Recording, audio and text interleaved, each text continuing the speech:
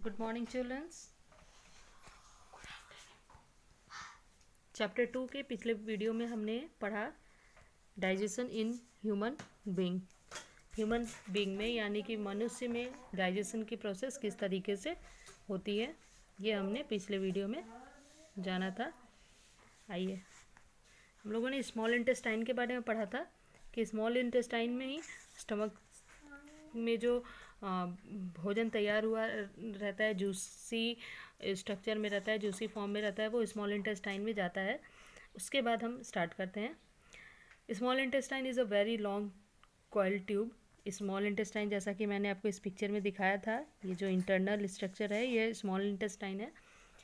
It's wall also secrete digestive juice that break down protein, carbohydrate and fats into simpler soluble substance. The wall of the small intestine absorb these nutrients and pass them to the blood. The blood carries the nutrients to different parts of body. Thus digestion of food complete in the small intestine. Small intestine में भोजन के जाने के बाद small intestine में उंगली नुमा एक स्ट्रक्चर होता है, विलीज जिसे कहते हैं। विलीज के द्वारा जो जितने भी न्यूट्रिएंट्स होते हैं वो सोख लिए जाते हैं और हमारे शरीर में इस तरीके से वो अलग अलग पार्ट्स तक ब्लड बनकर पहुंच जाता है। इस तरीके से मनुष्यों में डाइजेशन का प्रोसेस मुंह से शुरू होकर और स्मॉल इंटेस्टाइन में जाकर खत्म होता है। Some parts of the food remain undigested. The undigested food goes to the large intestine. The wall of large intestine absorbs water from the undigested food. The undigested food thus becomes solid and come out of the body through the anus and phagus. अब क्या होता है, जो कि बिना पचा हुआ भोजन रहता है, जो कि अभी भी अनडाइजेस्टेड होता है, हमारे पेट में अभी पचा नहीं रहता है। जो पच गए रहते हैं वो तो स्मॉल इंटेस्टाइन में चले जाते हैं, और जो नहीं पचे रहते हैं वो हमारे लार्ज इंटेस्टाइन में चले जाते हैं। लार्ज इंटेस्टाइन की दीवारों के द्वारा उसमें का पानी सोख लिया जाता है और जो सॉलिड फॉर्म केवल बच जाता है। जो सॉलिड फॉर्म बच जाता है उसे वो हमारे शरीर से एनस एंड फैगस यानी मलमूत्र के रूप में बाहर निकल जाता है। जैसे कि मैं आपको इसमें दिखाऊं तो ये जो आप पार्ट देख रहे हैं ये सब तो स्मॉल इंटेस्टाइन हुआ। जो ये स्ट्रक्चर जो जा रहा है ये लार्ज इंटेस्टाइन है। इसी में अनडाइजेस्टेड फूड्स जो होते हैं वो इसी में जाते हैं और फिर एनस फैगस के रूप में यानी मलमूत्र के रूप में शरीर से बाहर चले आते हैं। ये है हमारा digestion process. Let us see what role each parts of the digestive system play in digestion role. Digestive system को complete करने के लिए डाइजेशन के लिए कौन कौन से पार्ट्स ऑर्गन्स हमारे लिए क्या क्या वर्क करते हैं देखते हैं।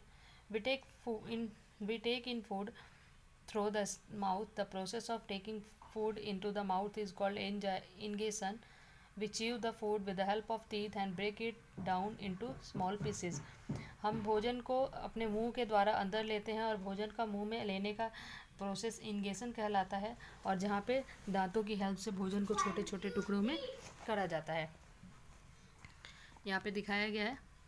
We have total 32 teeth, 16 in upper jaws and 16 in lower jaws. हमारे दांतों में 16 जबड़े होते हैं। ऊपर के जबड़ों में 16 दांत और नीचे के जबड़ों में 16 दांत होता है। ये आप लोगों को ये स्ट्रक्चर अपनी नोटबुक में बना लेना है। टाइप्स ऑफ टीथ हमने क्लास 4th में भी बेसिकली अपने टीथ के बारे में पढ़ा था। 4 काइंड्स ऑफ टीथ होते हैं, incisors, canine, premolar and molars. इन सब के अलग अलग काम होते हैं, इन सब की संख्याएं अलग अलग होती हैं। आइए हम आगे बढ़ते हैं। Our mouth has 3 main pair of salivary gland. हमारे माउथ में 3 पेयर होता है सलाइवरी ग्लैंड का। That secrete the watery solution called saliva, जिसमें से एक तरल पदार्थ निकलते रहता है जिसे सलाइवा कहते हैं। Saliva contains an enzyme. Saliva में एक एंजाइम पाया जाता है। It act upon starch and convert into sugar. Starch का विखंडन करके इसे शुगर के रूप में कन्वर्ट करता है। That is why when we chew a plain bread for a few minute we taste sweet. इसीलिए जब हम खाली रोटी भी चबाते हैं मुंह में तो वो हमें मीठा लगता है। Tongue is a fleshy muscular organ attach at the back of the floor It is free at the front and can be moved in all directions. It performs following functions. It helps us to move food inside the mouth. It helps us to mix in the food with saliva. It helps in pushing the food in esophagus और food pipe. मुंह के अंदर हमारा जो जीव होता है, जो कि एक मस्कुलर शेप्ड होता है, मसल्स होता है, उसका स्ट्रक्चर होता है, वो किसी भी दिशा में घूम सकता है. वो अलग अलग काम करता है, जैसे कि भोजन को अंदर की तरफ ढकेलने में मदद करता है, सलाइवा के साथ भोजन को मिलाने में मदद करता है. इस तरीके से इसके अलग अलग काम होते हैं. फिर हमारा आता है फूड पाइप ओस्सियोपेगस, जिसे कहते हैं, जैसे कि हमने पिछले इस वीडियो में आपको मैं इस वाले पिक्चर में दिखाती हूँ. ये हमारा माउथ है, माउथ से भोजन करते हुए यहाँ पे आता है. ये जो पाइप दिख रहा है ये ओस्सियोपेगस कहलाता है, यानी फूड पाइप. इसी के थ्रू भोजन हमारे अंदर आता है. Next is stomach. Stomach is a flattered U shape muscular bag. It is widest part of the alimentary canal. It is connected to the esophagus at one and open into the small intestine at the other. ये एक U shape के आकार का एक bag, थैलीनुमा एक structure है, जिसका एक मुंह ओस्सियोपेगस से जुड़ा रहता है और दूसरा जो मुंह होता है वो स्मॉल इंटेस्टाइन में जाकर लगा रहता है. इसी के थ्रू जब हम भोजन करते हैं तो ओस्सियोपेगस से फूड पाइप से आके इसमें जाता है और इसमें आगे का फॉर्म होके इस लाइन से, जो कि ये लीवर से इंटेस्टाइन से कनेक्टेड होता है, इस तरीके से ये बाहर आता है. Next is small intestine. Small intestine जो है वो एक कॉइल ट्यूब है, आपने अभी देखा था. ये लगभग 7-7.5 मीटर लंबा होता है. ये जितने भी भोजन होते हैं जो कि पैनक्रियाज और लीवर से होते हुए आते हैं, इसको ये ऑब्जर्व करता है. और इसके वॉल्स जो होते हैं ये इसमें से एक जूसी सॉल्युबल निकलते रहता है, एक जूस निकलते रहता है. नेक्स्ट हम पढ़ते हैं. The liver is the largest organ in our body. It is located right side of upper abdomen. It secretes bile juice that is stored a sac called gallbladder. The bile help in digestion of fats. The liver perform so many function in the body that is called the chemical processing center. Liver जो है वो हमारे शरीर का सबसे बड़ा organ होता है, सबसे बड़ा अंग होता है हमारे शरीर का. ये हमारे पेट में दाएं साइड में ऊपर में ये होता है. इसमें एक बाइल जूस बनता है, एक जूस बनता है जिसका नाम है bile juice.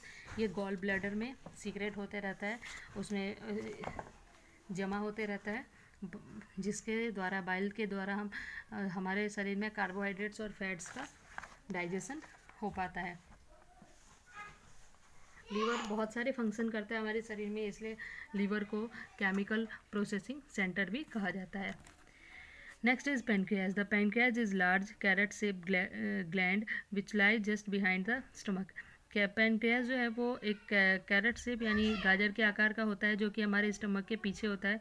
It secret pancreatic juice. इसमें से पैनक्रियाटिक जूस निकलते हैं जिसमें एंजाइम्स होते हैं. ये कार्बोहाइड्रेट्स को सिंपल शुगर के रूप में चेंज कर देते हैं. Pancreas also secret 2 hormones. इसमें से 2 हार्मोन्स निकलते हैं, इंसुलिन और glucagon. This hormones regulate blood sugar level. जिसके द्वारा, इंसुलिन और ग्लूकागॉन के द्वारा ही हमारे ब्लड में शुगर के मात्रा को, लेवल को मेंटेन किया जाता है, रेगुलेट करते हैं. When pancreas of person doesn't work properly, he or she is like to suffer from the chronic disease called diabetes. In this disease blood sugar level rises considerably. जब किसी व्यक्ति के शरीर का पैनक्रियाज अच्छी तरीके से काम नहीं करता है तो उसको एक क्रोनिक डिजीज़ होता है, यानी कि लंबे समय तक चलने वाली बीमारी होती है, जिसका नाम है डायबिटीज़, जिसको आम भाषा में हम शुगर के नाम से भी सुनते होंगे लोगों के मुंह से. तो शुगर कैसे होता है? जब हमारे शरीर में शुगर का लेवल बढ़ जाता है, ग्लूकोज और शुगर का लेवल ज़्यादा बढ़ जाता है, तो हमें डायबिटीज़ नाम की बीमारी होती है. जैसा कि आप इस पिक्चर में देख सकते हैं, ये लीवर है हमारा, और ये रहा जो कि कैरेट शेप में आपको दिख रहा है, ये पैनक्रियाज है.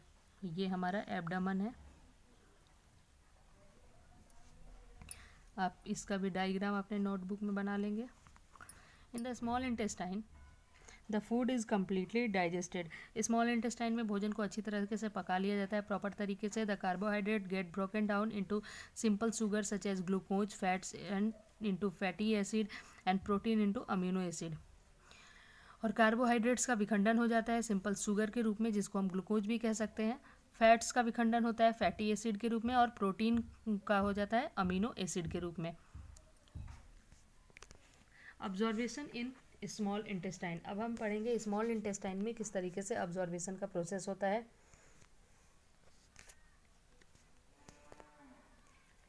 The digested food can now pass through the wall of the intestine into the blood vessels. This process is called absorption. The inner wall of intestine have thousands of finger-like fold called villi.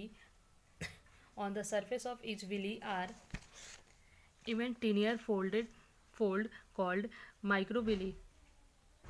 These fold give a huge area for absorbing food. जैसा कि मैंने आपको पहले भी बताया कि हमारे liver में एक उंगली नुमा आकार का आपके लिटिल फिंगर के शेप का विलीज़ होते हैं, उसमें अलग अलग बहुत सारे तरह के विलीज़ पाए जाते हैं, उसके वॉल्स में लगे रहते हैं, ये जैसे कि आप देख सकते हैं ये। और इन्हीं के द्वारा हमारे शरीर के न्यूट्रिशंस का ऑब्जर्वेशन किया जाता है, ऑब्जर्वेट किया जाता है। इस प्रोसेस को ऑब्जर्वेशन कहते हैं। Large intestine. The large intestine is wider than the small intestine but it is smaller than the small intestine, about 1.5 metre long. Large intestine अभी आपको मैंने बताया जो कि अनडाइजेस्टेड फूड होते हैं वो लार्ज इंटेस्टाइन के सारे हमारे शरीर से बाहर निकलते हैं। ये स्मॉल इंटेस्टाइन से चौड़ा तो होता है लेकिन स्मॉल इंटेस्टाइन से लंबा नहीं होता है। जहाँ हमारे स्मॉल इंटेस्टाइन की हाइट बताई गई थी 7.5 मीटर, वहीं पे हमारे लार्ज इंटेस्टाइन का हाइट होता है 1.5 metre. The wall of large intestine absorb water from the undigested food. The remain waste passes through the rectum and remain there as semi-solid fagus. The fecal matter is passed through the anus for time to time. It is called egestion. Large intestine में हमारा जो भोजन जाता है जो undigested होता है, बिना पचा हुआ होता है, तो वहाँ पे क्या किया जाता है, वहाँ पे क्या होता है कि लार्ज इंटेस्टाइन के वॉल्स क्या करते हैं कि वाटर अभी भी जो भोजन में मिला हुआ रहेगा, अनडाइजेस्टेड फूड में मिला होता है, उनको वो एब्जॉर्ब कर लेते हैं और एनस के रास्ते, गुहाद्वार के रास्ते जो अनडाइजेस्टेड फूड होता है वो फैगस के रूप में हमारे शरीर से बाहर आ जाता है। इस प्रोसेस को इगेशन कहते हैं। डाइजेस्टेड इन ग्रास ईटर एनिमल। ग्रास खाने, अब तो ये पता चला कि ह्यूमन बीइंग में किस तरीके से होता है। अब हम जानते हैं कि जानवरों में किस तरीके से डाइजेशन प्रोसेस होता है जो कि घास खाते हैं।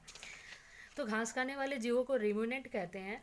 तो और रिम्यूनेंट में क्या होता है कि उनमें डाइजेस्टिव प्रोसेस दो तरीके से होके गुजरता है। पहले तो वो भोजन को खा लेते हैं, चबा एक बार वो अंदर लेते जाते हैं, भोजन को खा जाते हैं, अपने जो भी उनका ग्रास या फोडर होता है उन सबको खाते जाते हैं। और फिर उसके बाद दूसरा फेस में स्टार्ट होता है कि वहाँ से वो बैक लेते हैं जो भी उनके, जैसा कि आप देख सकते हैं, एक बार उनके मुंह से चला जाता है भोजन, एक जगह कलेक्ट होता है, स्टोर होता है, उसके बाद फिर ये भोजन वापस इनके मुंह में आता है जब ये फ्री होते हैं, जब ये आराम की अवस्था में होते हैं, और ये धीरे धीरे उसे च्यू करते हैं, चबाते हुए उन भोजन को दोबारा ये अपने शरीर के अंदर ले जाते हैं और वहाँ पे उनका डाइजेशन प्रोसेस कंप्लीट होता है। Next is feeding and digestion in amoeba. Amoeba में कैसे होता है? अमीबा तो एक सिंगल सेलुलर एनिमल है। Amoeba is a unicellular organism which can be seen only through a microscope. Amoeba एक सिंगल सेलुलर एनिमल है जिसको हम माइक्रोस्कोप की हेल्प से ही देख सकते हैं। It has a thin membrane present in outside its body and it is filled with protoplasm. तो अमीबा चूँकि एक ऐसा ऑर्गेनिजम्स है जो कि माइक्रोब है, एक तरीके से यूनिसेलुलर है, यानी कि एक कोशिकीय जीव है जो हमें नेकेड आई से नहीं दिखाई देता है। इसे देखने के लिए हम माइक्रोस्कोप को यूज़ करते हैं। इसके जो शरीर का बाहरी लेयर होता है उसमें प्रोटोप्लाज्म पाया जाता है और इसमें न्यूक्लियस होता है और कुछ वैक्यूलस भी होता है, यानी कुछ केंद्र होते हैं न्यूक्लियस और अलग अलग वैक्यूलस भी होता है। ये धीरे धीरे ये अपना शेप भी चेंज कर सकता है। जब फूड पार्टिकल्स इसके पास में आते हैं, इसके शरीर में आते हैं, तो इनके शरीर से एक फिंगर लाइक प्रोटेक्शन निकलता है जिसको पेसोपीडिया कहा जाता है। Gradually it's stretch to pseudopodia around the food and vacuolus called the food vacuolus is create. Amoeba engulf the food in the food vacuolus. The digestion of the food take place in the food vacuolus. तो food vacuolus में ही इनका digestion का process होता है। Digestion जब ये भोजन अंदर की ओर लेते हैं और इनके पाचन की क्रिया वैक्यूलस में की जाती है। This type of digestion take place within cell is called intracellular digestion. तो जो इस तरीके का डाइजेशन होता है जो सिंगल सेलुलर में होता है उसको इंट्रासेलुलर डाइजेशन कहते हैं। डाइजेशन के बाद सिंपल फूड जो होते हैं वो साइटोप्लाज्म या फिर साइटोप्लाज्म के रूप में चेंज हो जाते हैं और अनडाइजेस्टेड फूड होता है शरीर से बाहर चला जाता है। और जो अब्जॉर्ब फूड होता है यानी कि जो साइटोप्लाज्म बना था वो उनके शरीर के मेंटेनेंस में, मल्टीप्लिकेशन में या ग्रोथ में उनकी हेल्प करता है। इस तरीके से यह चैप्टर आपका ख़त्म होता है। आई होप आपको ये चैप्टर अच्छे से समझ में आ गया हो। जहाँ किसी को कोई प्रॉब्लम हो तो वो ऑफकोर्स क्वेश्चन पुट अप कर सकते हैं। Thank you so much for watching this video.